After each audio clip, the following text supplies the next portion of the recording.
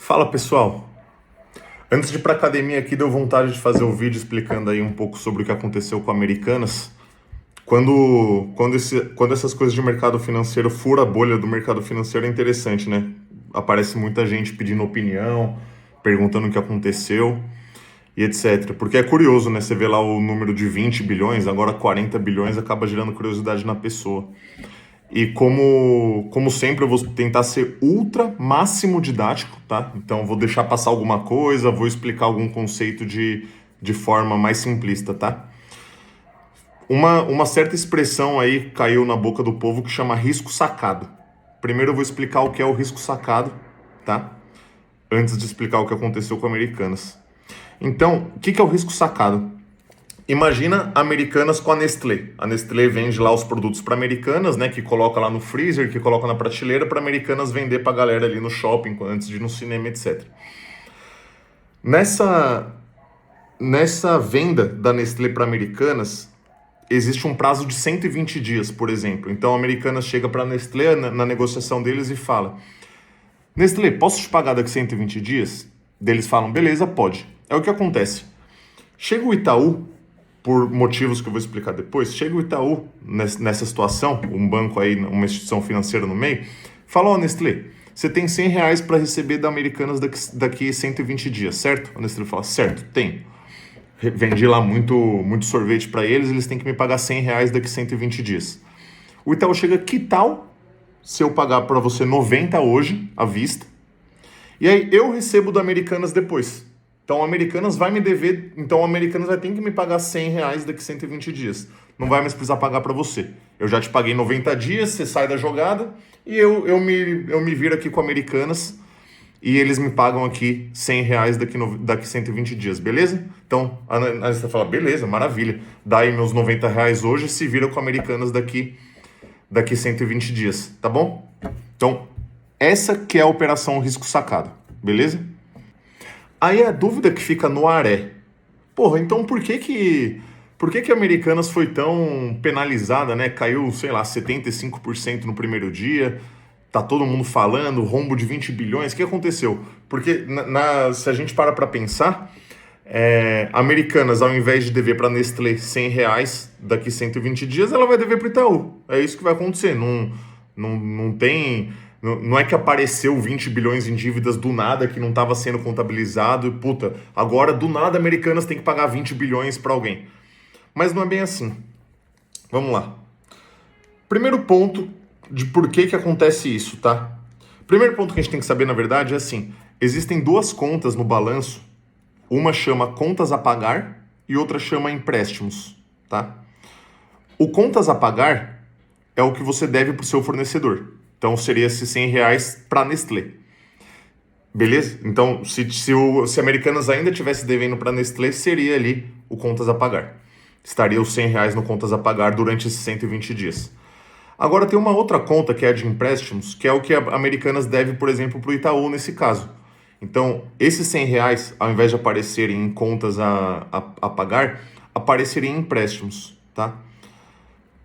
Beleza? Então, não mudaria nada se você for analisar o passivo como um todo.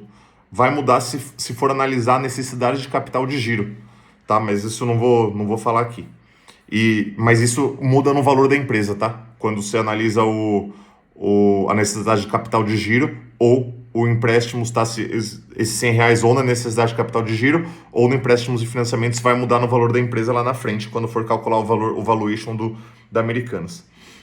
Mas por que acontece isso? Por que a Americanas faz isso? Número 1, imagina que você tem lá uma padaria e você está lá comprando farinha do seu fornecedor a prazo. Vai chegar uma hora que o seu limite de crédito com esse cara vai estourar. Esse cara vai chegar e falar: velho, Léo, você está comprando muita farinha comigo, seu limite estourou aqui, você já está me devendo R$ 500 mil, não consigo mais te dar limite de crédito. Né? Ele faz uma análise de risco da minha padaria e fala isso. Cara, chega, não consigo mais. Só que você na sua padaria, você está lá produzindo e você precisa de um crédito maior. Então você vai chegar para o banco e falar: ó, banco, paga ali meu fornecedor ali à vista ali nessa negociação que eu tenho com ele, porque ele não quer me dar mais crédito, aí eu te pago a prazo, beleza? porque eu também não tenho um caixa à vista aqui para pagar ele. Aí o banco fala, beleza, vou te dar esse crédito. E aí esse crédito deveria ser contabilizado na linha empréstimos, não na linha contas a pagar fornecedores, tá bom? Número 2, e não é o que estava acontecendo na Americanas. Na Americanas estava contabilizando no contas a pagar e não no empréstimos e financiamentos. Número 2, a própria negociação Americanas-Nestlé já pode ter isso de antecipação com o banco. Então, a própria negociação ali que a Americanas vai fazer com a Nestlé, eles já negociaram que ó, puta, eu vou te pagar a prazo, vamos colocar uma nota fiscal a prazo, só que eu já tenho um banco aqui por trás de mim, né, na Americanas falando, que vai te pagar à vista e eu vou pagar o meu banco, beleza? Então, isso é um segundo ponto que pode acontecer nas negociações. E o terceiro ponto, que aí já seria um pouco, não estou falando que teve isso, mas pode ser que tenha tido, que aí já seria no âmbito de fraude, é que é muito mais bonito no balanço da empresa, é muito mais bonito você vender que você tem um contas a pagar alto do que um empréstimos alto, né? Uma conta de empréstimos alta. Por quê? Quando você vai analisar a empresa, é até meio que empírico isso, né? Você vai olhar a empresa e fala, puta, ela tem 30 bilhões em empréstimo. Ela tá totalmente alavancada, né? Ela gera um EBITDA de 1 bilhão por ano, por exemplo. Ela tá 30 vezes a dívida sobre EBITDA, né? Então, cara, é difícil ser leigo, eu tentar ser didático nessa hora, mas é como se fosse assim, puta, a empresa está totalmente endividada, fudeu tudo, a empresa está com muita dívida e ela está com muito risco financeiro, risco de quebrar. Por outro lado, se ela coloca no contas a pagar ali em fornecedores, não vai aparecer esse dinheiro em empréstimo, né? Então, ninguém vai analisar a empresa como, puta, muito endividada, entendeu? Então, resumindo, por que é ruim aparecer em contas... Por que é ruim aparecer essa grana em empréstimos e não em contas a pagar, sendo que, de um jeito ou de outro, a Americanas vai dever 20 bilhões?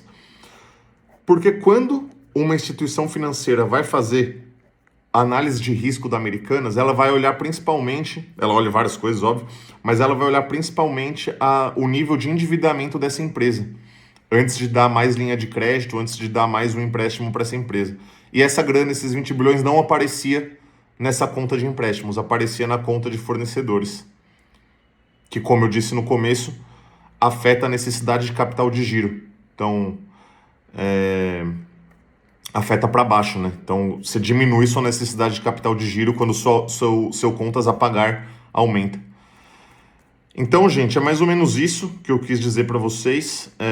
Tem muito mais coisa para se falar, né? Mas, porém, contudo, entretanto, o grande impacto vai ser que as instituições financeiras, quando forem analisar Americanas para dar mais crédito para operação da Americanas, vai falar, puta, eu não vou dar mais crédito para essa porra, não. Já tem muito crédito, já está muito arriscado, não vou dar mais crédito. E o modelo de negócios do varejo precisa de um crédito ali toda hora entrando, um crédito, um financiamento, um empréstimo, um risco sacado, né? Uma antecipação de recebíveis, uma antecipação para o seu fornecedor, que provavelmente vai diminuir muito ou vai acabar com Americanas, vai acabar essa linha para Americanas. Então, pode comprometer muito a operação das Americanas e das lojas Americanas no curto, médio prazo. Então, provavelmente, a Americanas vai precisar de um aporte dos acionistas, né? Então, quem tem ações vai ter que aportar, vai decidir por aportar ou não na empresa. Acho que a maioria vai decidir por não aportar, então os maiores acionistas vão precisar aportar, o grupo 3G. E aí, velho, ladeira abaixo. Vai ser muito difícil a Americanas sair dessa situação. Tomara que saia, né? A gente sempre torce pro bem das empresas, né? São quase 20 mil empregos diretos aí sendo gerados, 20 mil famílias dependentes desse emprego. Tomara que saia, tem gente já torcendo contra, né? Bando de blá blá blá. E é isso. Espero que tenham entendido mais ou menos aí o que funciona, como que funciona essa operação de risco sacado e qual é o risco para Americanas, tá? Vou pra academia. Falou, tchau. Tem um negócio que eu não falei também que é bem relevante, que é assim, quando você não coloca esse dinheiro na conta de empréstimos e financiamentos, o pagamento de juros desse empréstimo não aparece na conta de resultado, na DRE.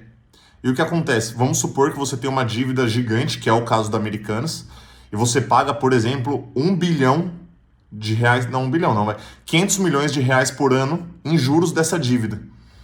Só que esse 500 milhões, ele só vai no, ele só é um dinheiro redutor do passivo. Ele não vai para a DRE.